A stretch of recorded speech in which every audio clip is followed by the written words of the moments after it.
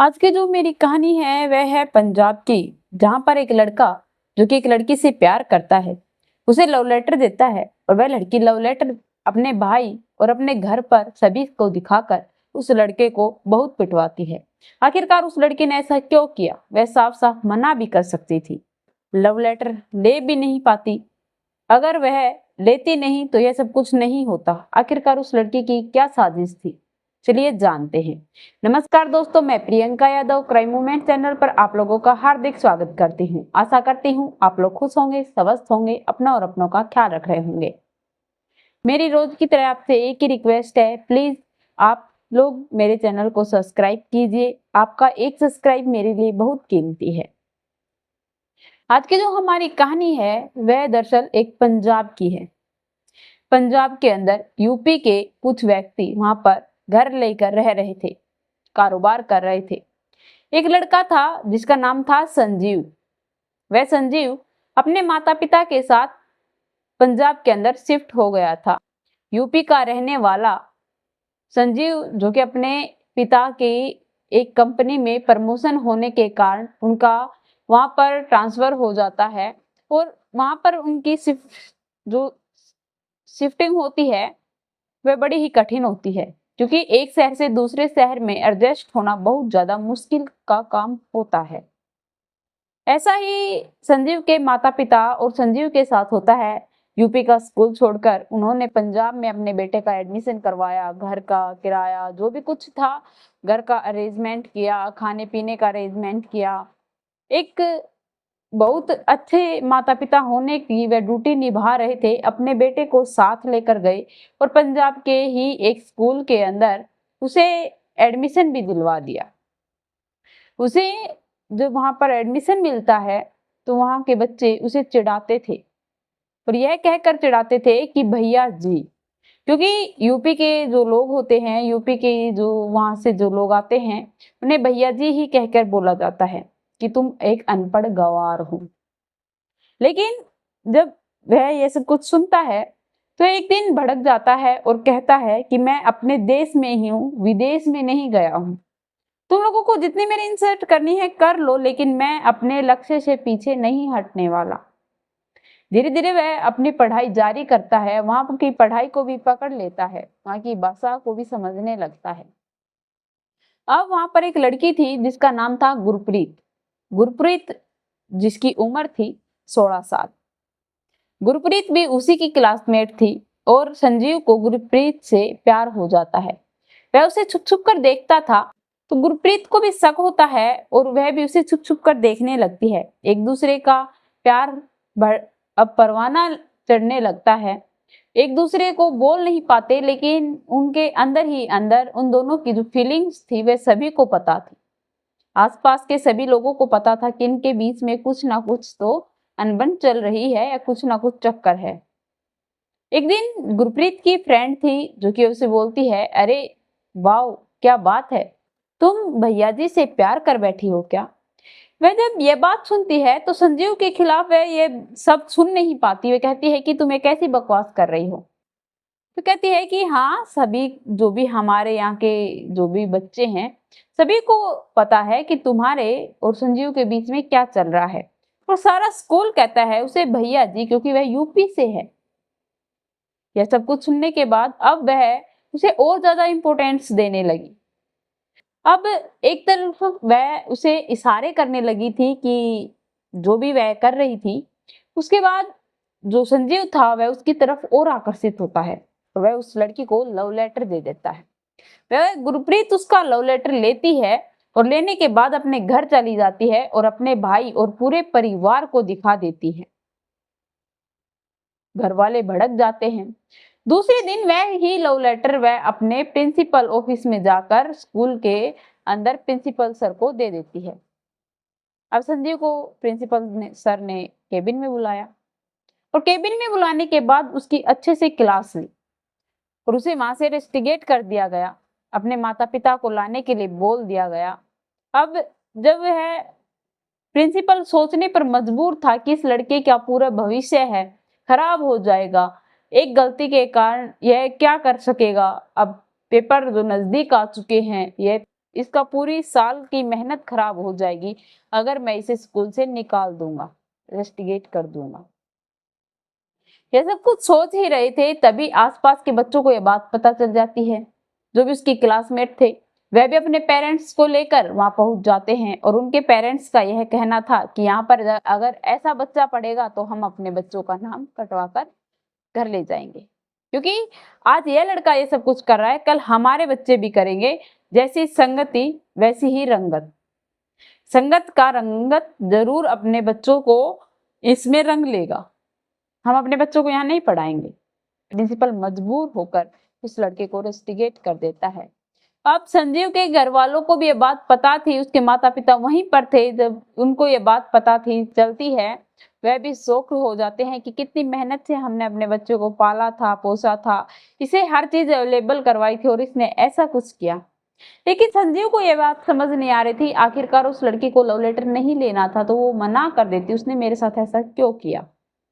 लेकिन उसे कुछ पता नहीं चलता। अब संजीव अपने घर चला जाता है। घर जाने के बाद उसके माता पिता उसे पंजाब से उसके दादा दादी के पास भेज देते हैं यूपी। वह यूपी आ जाता है। यूपी के बाद अब वह फाइनल एग्जाम देने के बाद वह अब फॉर्म भरने लगता है। नौकरी ढूंढने की तलाश में भटक रहा था। एक फॉर्म भरता है जिसका रजिस्ट्रेशन नंबर आ जाते हैं, पेपर कहाँ देना है वह भी आ जाता है। उसने दिल्ली का फॉर्म भरा था, दिल्ली ही उसके पेपर जो एग्जाम सेंटर था वह आ जाता है। उसने दिल्ली का एग्जाम सेंटर इसलिए भरा था क्योंकि उस वहां पर उसकी बुआ जी रहती थी। उसने सोचा कि बुआ जी के पास ठहर जाना, 2-3 दिन घूम लेना, दिल्ली घूमकर फिर आएंगे, पेपर भी हो जाएगा, घूमना फिरना भी हो जाएगा और बुआ जी से भी मिल लूंगा।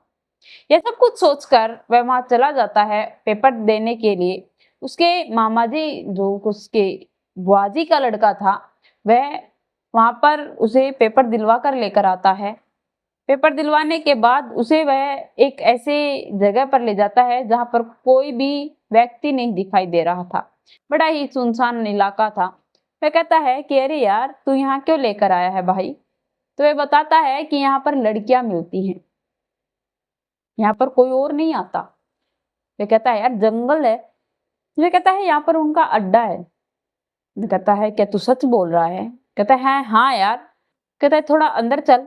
वो कहता है नहीं यार अंदर जाना बड़ा ही रिस्की है, अगर हम अंदर गए अगर फंस गए तो न जाने क्या हो सकता है। जब ये बात बताता है क्योंकि वह दिल्ली में ही रहता था, उसे हर एक चीज हर एक कोने कोने का पता था। वह वहां से आने लगते हैं, तभी उन्हें एक बाइक दिखती है जिसके आगे जो चला रहा था और एक पीछे बैठा था और बीच में एक लड़की थी जो कि उनके कंधों पर सर रखकर सो रही। वह जब उसके पास से निकालते हैं तो वह उस लड़की को देखकर कहता है कि यार ये तो मेरी कोई जान पहचान की लग रही है। तो कहता है कि तू बकवास मत कर। संजीव फिर से कहता है कि मुझे सच बता, यहाँ पर ऐसी वैसी लड़की आती हैं क्या। तो कहता है हाँ। कहता है कि ये लड़की यहाँ क्या कर रही है। कहता है कि तेरे देखने में फर्क है। तो कहता है थोड़ी आगे ले, मुझे फिर से ये लड़की देखनी है। लेकिन वह यूं ही आगे बढ़ते हैं, वह लोग शायद समझ जाते हैं या उन लोगों ने सुन लिया था, इसीलिए वह लोग वहां पर उस लड़की की बॉडी को फेंक देते हैं। लड़की बेहोश थी। वह उसके पास तुरंत जाते हैं और देखने के बाद कहते हैं हाँ यार यह मेरी जान पहचान की है और किसी टाइम में मेरी क्रश होती थी, हम एक दूसरे से बहुत प्यार करते थे। तो ये बात सुनता है तो वह उसे हॉस्पिटल लेकर जाते हैं। हॉस्पिटल की बात तो करता है लेकिन हॉस्पिटल के अंदर जाने के बाद उसे वहां पर डॉक्टर नहीं मिलता। डॉक्टर नहीं मिलने के कारण उसका जो बुआ का लड़का था वह कहता है कि यार तू जल्दी से घर चल, मैं तुम्हें एक रूम लेकर देता हूँ, तुम वहां जाकर इस लड़की का ख्याल रखना क्योंकि यहाँ पर तो बहुत सी बदनामियां हो सकती हैं, तुम पर उंगली उठेंगी, इस लड़की पर उंगली उठेंगी, मैं ये सब कुछ देख नहीं सकता। वह उस अस्पताल से उन्हें एक दिल्ली के अंदर रूम दिलवाता है। वह वहां पर जाने के बाद उस लड़की को रात के 12 बजे, शाम के 6 बजे से रात के 12 बजे उसको होश आता है। होश आने के बाद वह उसे पूछताछ करते हैं कि तुम यहाँ क्या कर रही हो, क्या करने आई हो, तुम पंजाब की रहने वाली हो और दिल्ली के अंदर क्या कर रही हो। तो बताती है कि मैं पेपर देने आई थी और जब मैं दिल्ली बस स्टैंड पर उतरी थी, ट्रेन से मैं यहाँ पर आई थी और जब मैं उतरने के बाद एक वैन थी जिसके अंदर मैंने लिफ्ट मांगकर बैठने की कोशिश की, क्योंकि कुछ ही दूरी पर मेरा सेंटर था, ज़्यादा दूर नहीं था। इसीलिए मैं उन लोगों से लिफ्ट लेकर बैठ गई और न जाने मेरे साथ उन लोगों ने क्या किया, क्या नहीं, उसके बाद मुझे कुछ नहीं पता। उन्होंने मेरा मुँह को इस तरीके से जकड़ लिया था कि उसके बाद मैं बेहोश हो जाती हूँ और मुझे कुछ नहीं पता। वह बताते हैं कि अगर हम शायद सही टाइम पर नहीं पहुँचते, तो न जाने वो तुम्हारे साथ क्या करते और क्या नहीं। लड़की उसका शुक्रिया करती है और फिर कहती है कि जो मैंने तुम्हारे साथ किया, वह बहुत बुरा था। तो संजीव गुरप्रीत से कहता है कि तुमने अगर मेरा लेटर लेना ही नहीं था, तो तुम मुझे मना कर सकती थी। तुमने मुझे यूँ बदनाम क्यों किया और मुझे जो स्कूल से रेस्टिकेट क्यों करवाया? तो कहती है कि मैंने अपने फ्रेंड्स की बातों में आकर तुम्हें ये धोखा दे दिया। उनके बातों में आ गई कि तुम ऐसे-ऐसे इंसान हो और मैंने सोचा कि मेरी बेइज़्ज़ती हो जाएगी, अगर मैं इंसल्ट हो जाएगी तुमसे प्यार करूँगी तो। ये कहकर वह बड़ी ही शर्मिंदी थी। शर्मिंदगी में आँखें नीचे कर कर रोने लग जाती है। वह कहता है कि अरे कोई बात नहीं। सुबह होते ही वह उसे उसके घर छोड़ने के लिए चला जाता है। उसे घर छोड़ने के लिए जाता है, तो रास्ते के अंदर वह लड़की सिर्फ एक ही बात कह रही थी कि प्लीज़ मुझे माफ़ कर दो। मैं माफ़ी के लायक तो नहीं हूँ, लेकिन फिर भी मुझे माफ़ कर दो। न जाने वे लड़के जो मुझे लेकर गए थे, शायद वे मेरे साथ गलत काम करते या फिर वह मुझे जान से मार भी डालते, कुछ नहीं पता। वह उसका शुक्रिया कर रही थी।